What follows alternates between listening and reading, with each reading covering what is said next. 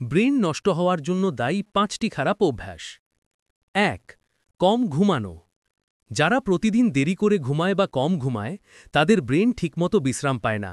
এতে স্মৃতিশক্তি দুর্বল হয়, মনোযোগ নষ্ট হয় এবং চিন্তা করার ক্ষমতা কমে যায়। ২. অতিরিক্ত মোবাইল বা টিভি ব্যবহার। দিনভর স্ক্রিনের দিকে তাকিয়ে থাকলে ব্রেনের ওপর প্রচুর চাপ পড়ে, ধীরে ধীরে মনোযোগ হারিয়ে যায় আর ব্রেন ক্লান্ত হয়ে পড়ে। ৩. নাস্তা না খাওয়া। সকালের নাস্তা বাদ দিলে ব্রেন প্রয়োজনীয় শক্তি পায় না।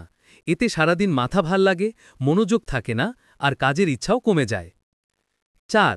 অতিরিক্ত দুশ্চিন্তা করা। চিন্তা করা স্বাভাবিক, কিন্তু বেশি টেনশন নিলে ব্রেনের কোষ নষ্ট হয়। এতে স্মৃতি, সিদ্ধান্ত নেওয়ার ক্ষমতা ও মানসিক শান্তি সবকিছুই নষ্ট হয়ে যায়।